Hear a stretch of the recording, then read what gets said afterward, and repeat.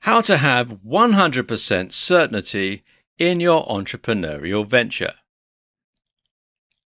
One of the things that is most responsible for holding us back is a lack of certainty. Now, what do I mean by this? I mean that we unfortunately lack faith in our own ideas and plans, and that in turn prevents us from ever giving them the best chance possible. This is why you often don't work out. And it's certainly why you don't invest time, money, and effort into that entrepreneurial venture. Think about it. You might think of yourself as lazy, or as flaky, or generally as someone who doesn't see things through to completion. But ask yourself how often you take time off work. You go to work every single day and do the things you need to do there every single day, no matter how tired or uninspired you are. And why is that? It's because you have certainty. You're willing to invest that kind of time and effort because you know that you'll get paid every single day.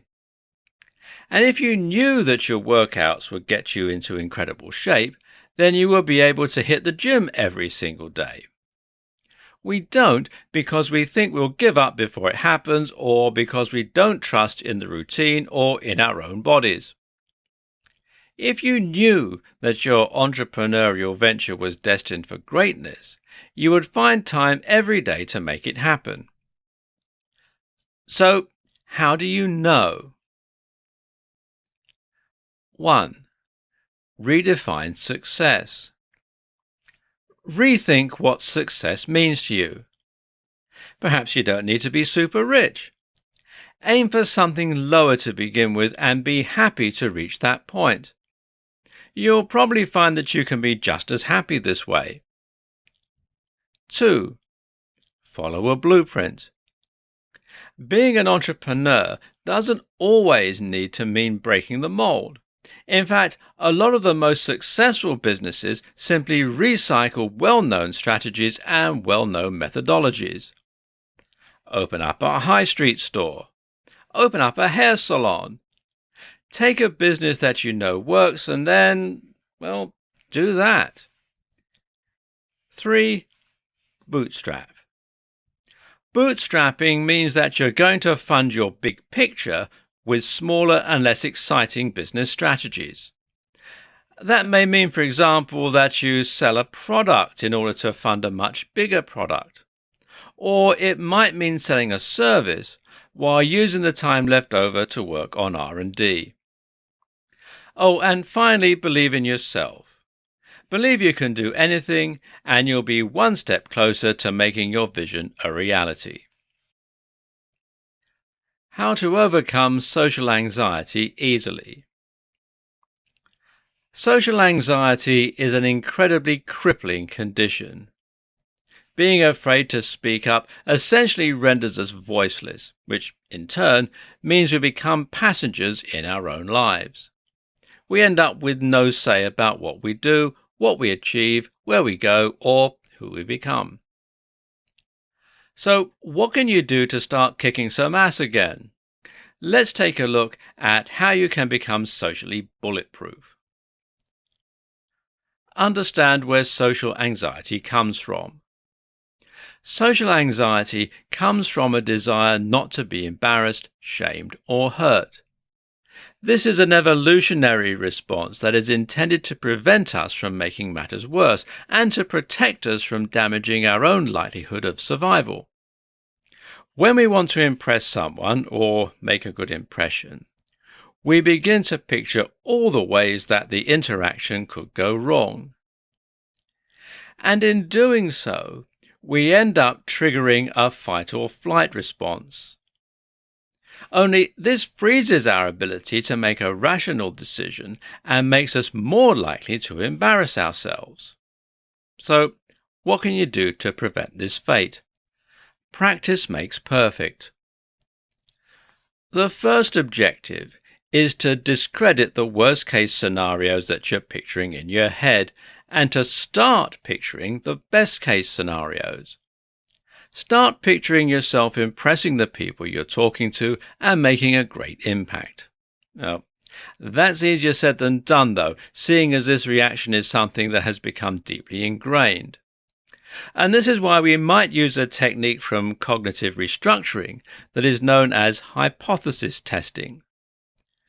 This means you test the notion that you might embarrass or upset yourself and thereby prove to yourself that you're wrong.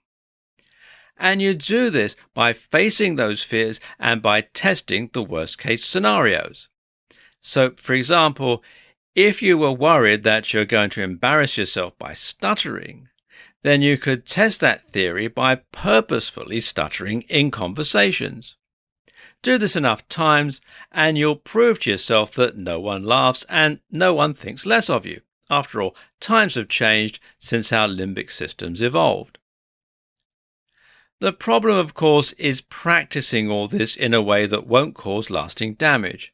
So try going to more parties where you only know a few people. Try speaking to strangers in the street or in stores.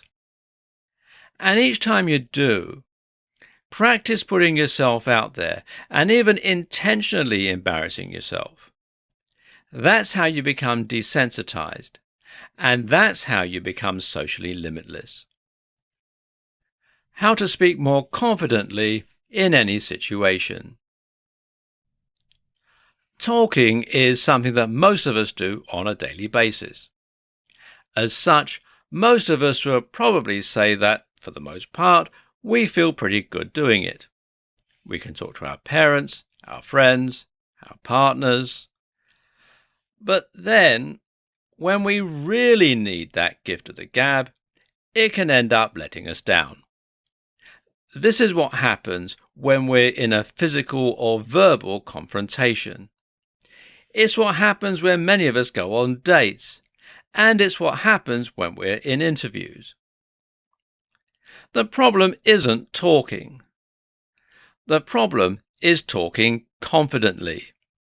So in this presentation, we're going to look at how you can always do that, no matter the circumstances. Tip 1. Stand up. The first tip is to fix your body language, and specifically, that means you should stand more erect with your chest somewhat puffed out. Doing this will immediately make you take up more physical space, making you more dominant and helping you to at least seem more confident. At the same time, this will help with the acoustics of your voice and mean that everything you say comes out louder and more clearly. Tip 2. Speak more slowly. The more nervous we are, the faster we tend to talk. This has the effect of making our voice sound higher pitched, weaker, and ultimately less confident. Your job then is to try and overcome this by speaking more slowly. This makes you sound instantly deeper and more confident, and it makes the content of what you're saying seem more considered and trustworthy. Tip 3. Breathe. If you are panicked and if you're shaking, then you will sound nervous. That stands to reason. Try to get your physiological response under control then.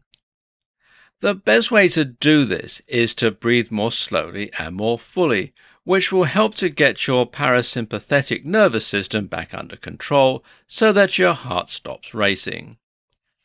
Tip 4. Relax.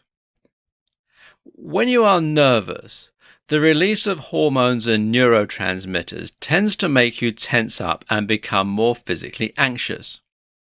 By relaxing, you can counteract this fact and you can loosen the muscles around your throat and vocal cords, making you sound deeper, more powerful, and more confident. And finally, tip 5, make eye contact. Often the best way to become more confident is to act more confident until that becomes a reality. And one of the best ways to act more confident? Make eye contact with whoever it is that you're talking to.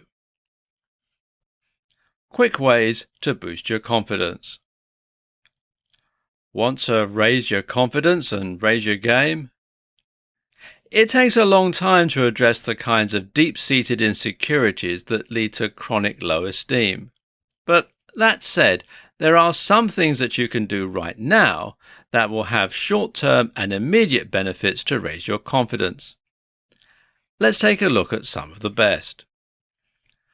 Adopt a power position. Using larger body language exhibits more confidence, but it also actually triggers the release of testosterone and other chemicals that make you feel more assertive, aggressive, and successful. Remember something you did well. Think about the last time you absolutely killed it and try to remember that occasion. Now live in that moment for a while and let it psych you up into the same mental state you experienced the first time round. Work out. Work out makes us more confident in a whole ton of different ways. Not only does working out trigger the release of adrenaline, testosterone, and more hormones that boost confidence, but it also makes us feel good because we've done something productive. Which leads us to the next point. Do something productive. Just doing something quickly that will offer a quick win is a great way to raise confidence too. Make the bed, tidy the kitchen, shoot off a quick email, get something done and feel good about it. Listen to some music. There are a lot of music tracks out there that are built around raising your confidence and self-esteem.